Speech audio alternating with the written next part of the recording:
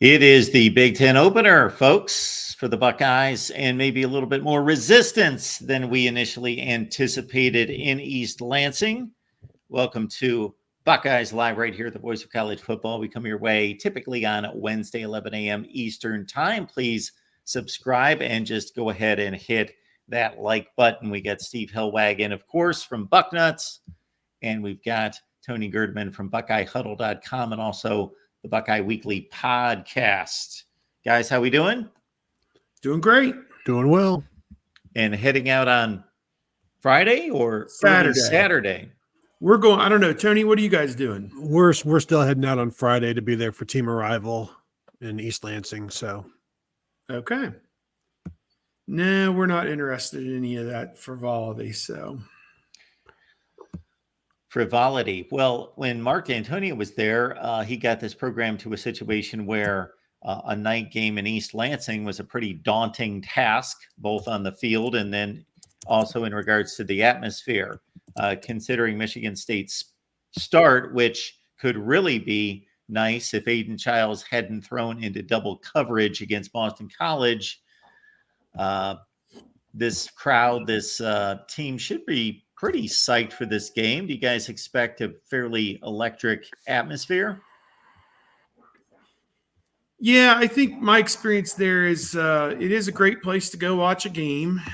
Pretty nice campus and a great setting and a pretty good stadium. I put it kind of middle of the pack in the Big Ten, kind of below the first 6 or 7, but certainly well ahead of the Purdue's and Indiana's and Rutgers. And it's much better than Maryland and, the bottom ones.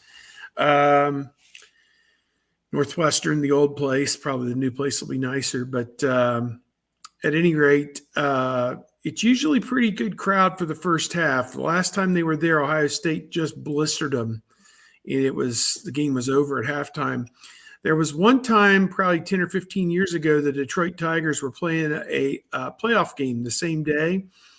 And it was like 24-7 at halftime. Ohio State may have scored a touchdown right before halftime, and it was a mass exodus. And it was kind of cold that day, so people headed out, left the stadium to go watch the baseball game. And I can also remember one time, I don't know, Tony, did I mention this to you? Were you the one I mentioned it to yesterday? That I went back up to the press box after the game. Ohio State had won 45-7. Jim Tressel was the coach, and Mark D'Antonio was on the other side.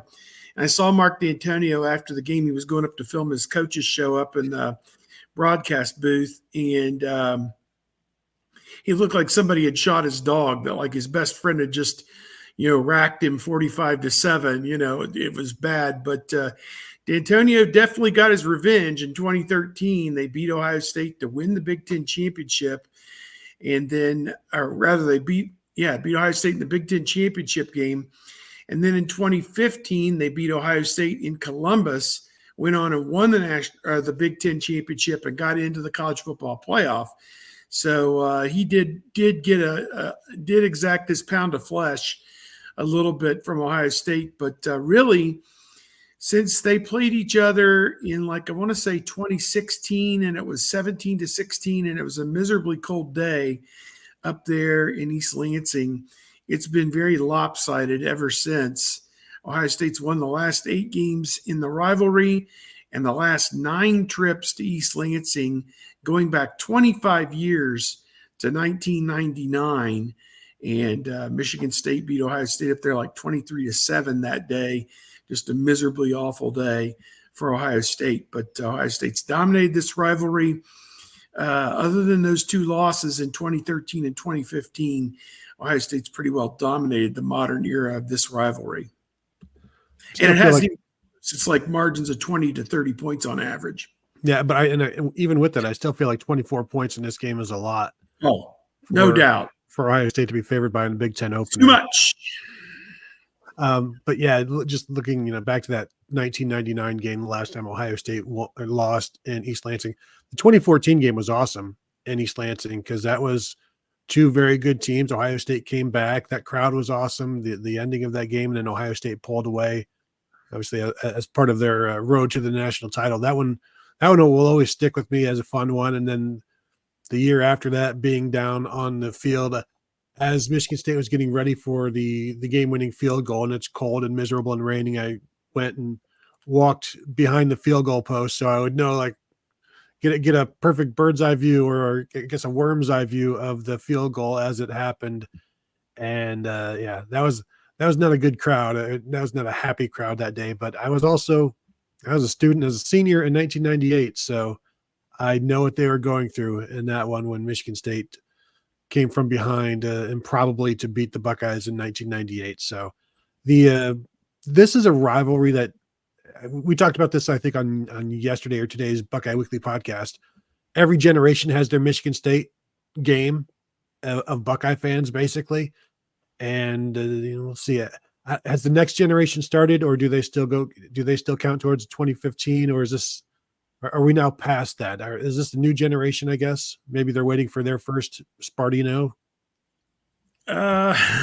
Yeah, we never want to see that. I can tell you that. But yeah, I think that nobody, under the age of about 20 probably knows what we're even talking about with Michigan State beating Ohio State. But one of my memories was that 2014 game, which, again, that was one heck of a game.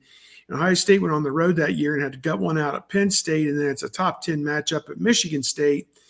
And their big thing was the no-fly zone. Like, you couldn't throw the ball on them. And Evan Spencer, as he was on the bus going to the airport or whatever after the game, I think it was a night game up there, tweeted out, "We'll fly wherever the hell we want." So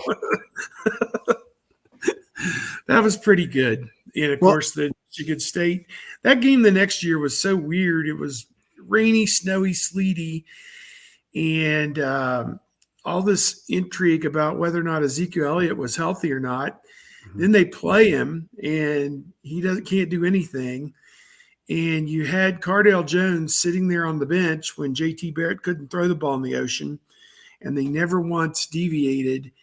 And, that was a case where Nick Saban wouldn't have worried about anybody's feelings, and he would have gone to the flamethrower in the bullpen and brought Cardale Jones in the third quarter to spark something, because that offense was dead on arrival. Ed Warner had no idea what to do as the coordinator, and so on and so on. And that ill-fated 2015 grind, or no, it was like they called 2014 the chase and 2015 was the grind. Should have just called it the root canal, as we've joked years later, because that's what it was for all involved. Nobody wanted to be there. Zeke and Bosa, they were NFL players stuck as indentured servants for their third year at Ohio State. And Bell and Apple and Michael Thomas and so many guys just wasted all that talent, no doubt. But even like the 2000, there's games that we don't even talk about. Like the 2012 game was where that kind of drove them to that was a tough, gutty win that drove them to their undefeated season. The 2004 game with Ted Ginn scoring 3 touchdowns 3 different ways as a true freshman. I think I wore out my DVR with that one. That was like my first ever DVR, and there are plenty of highlights that year of Ted Ginn. But even when Michigan State and Ohio State don't play, Michigan State has still found a way to screw over the Buckeyes with trouble with the snap against Michigan. And so, not to deviate to Michigan just yet, but so they had 12 first downs in the game against USC. The last time they had that few first downs was that Michigan State game. They had 10 first downs in that game. If they had 11, maybe Ohio State goes to the playoffs in 2015, and who knows what happens there. Well, they would have been playing Iowa in the Big Ten championship game, so you might as well just say they would have been in the playoff. Yeah, like Steve says, when you look at the sheer numbers, it looks like domination in Ohio State's direction in this series. But if you've lived it, this is, along with, again, Wisconsin, the domination over Wisconsin has been clear for quite some time. But still, if you've lived through it and you get some years behind you, then those are the two schools that come to mind for me in terms of being just a thorn in the side, to the point where my son, he's only in his mid-20s, and he used to tell me every year surrounding all the Michigan hype and all the hype videos and all the talk about rivalries. And this is the greatest thing that's ever event that's ever come to this planet. That he's like, well, isn't Michigan State and Wisconsin, aren't they better? Haven't they done more than? So that was 10 years ago, but still, yeah. The Michigan State game, 2005, was a really entertaining game in Columbus that went back and forth. That Ohio State opened it up with Troy Smith in the second half with Ginn and Holmes. That was a really good game. Yeah, they were trailing at halftime. And I think John L. Smith, they interviewed him. He said, the coaches are screwing it up. If we could just stop screwing it up, something or the other. The ill-fated John L. Smith era. Now they have another John Smith as the coach, and his name is Jonathan Smith from Oregon State. The greatest modern era Oregon State football player, well, other than Chad Johnson and TJ Pushmanzada, but Jaquiz Rogers. Yeah, Jaquiz Rogers, yeah. But Jonathan Smith was the hero of that 2000 team that won 11 games and beat Notre Dame like a drum, like 43-9 or something stupid in the Fiesta Bowl. He's come in and kind of energized that program to a degree. And I looking at it, they had 18 returning starters, which was kind of a surprise in this era of the transfer portal and such. They must be, the guys who were playing up there must have been happy, must have gotten their NIL situation squared away. Although, didn't ESPN or The Athletic have a story about last year in the midst of all the turmoil, one of the collectives up there went belly up, and the guys, I think they were at Iowa or something, and they're like, I'm going to the airport and getting on a plane, I'm done. But Harlan Barnett or whoever was able to get it tamped down a little bit, and they've got what seems to be good stability in the program now. I watched the fourth quarter against Boston College. I think they should have won the game. They were marching up and down the field, settled for field goals, took a 19-16 lead. Then somebody got lost in the secondary, just flat out burned on a long Boston College touchdown pass. And then Michigan State right back down the field. Early down, Aiden Childs goes for the gusto in the back of the end zone in a ball that he should have not thrown into double coverage. Ball game, they lose when they were just, again, driving down the field for the game-winning touchdowns. Still had some work to do there, so they lose 23-19. And yes, Yakov, I do, in fact, remember the 84 Ohio State-Michigan State game. I believe that was a 23-20 final in East Lansing. Mm-hmm. Of course, Ohio State marched on to the Big Ten championship that year. Don't remember much about the game itself. Obviously, a close one and a somewhat unexpected close game against Lorenzo White and company. The 87 game was miserable. You talk about a miserable offensive effort. They threw a flea flicker, right? Or maybe it was just a play action pass where Greg Fry hit a bomb. I think it was Tom Tupa in 87. Yeah, I was a sophomore that year, and I was in the stands. My seat was in the top of A deck in the closed in, right underneath the scoreboard there. And they threw it to the south end zone to Everett Ross, I think, on the first play from scrimmage. And that was it. That was all the scoring for Ohio State. They lose the game 13-7. That was miserable. Yeah, that whole season was miserable. Trying to watch that offense score points and lose to everybody by 3 points. Yeah. Every game was like 16-13. Yeah. All right. Mark, you're talking about that Boston College game. I watched that. The best thing about the ACC network is all of their games are on YouTube, which you can just watch really easily. But I think you play that game 10 times and Michigan State's winning it 7 times.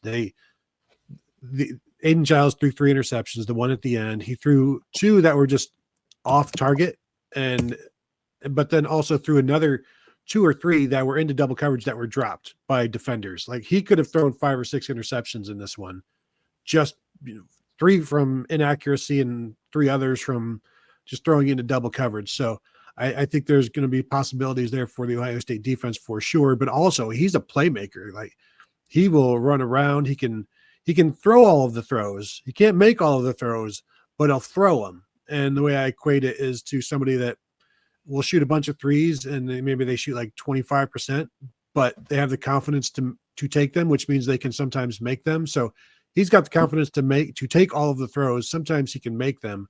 Sometimes he can't make basic throws, and you just got to figure out which one you're going to get and take advantage of the balls that the footballs that hit the defenders in the hands, because there will be some. I think maybe this will be where Caleb Downs gets his first interception as a Buckeye, but they've got some good skill, and they've got a defense that comes downhill, and they're trying to hit the quarterback. And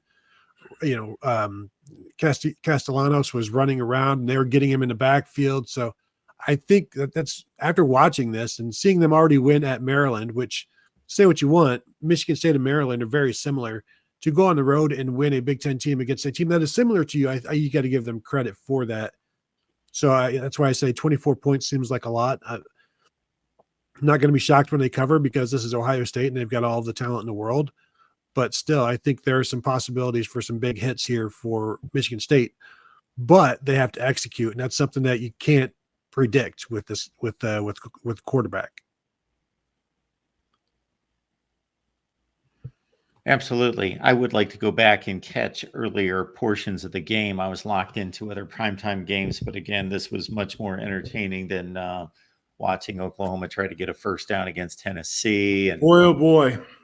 And Caleb Johnson making his latest efforts toward winning a Heisman Trophy, I guess. My goodness. So one other quick note about that Michigan State game: they turned the ball over the first two possessions of the second half that led to 10 points for BC. So right away they were in a hole, and they still came back and then give it back. They could clean things up, and there's a scenario there where they win that game by 2 or 3 touchdowns in the rain on a Wells Crowther red bandana game.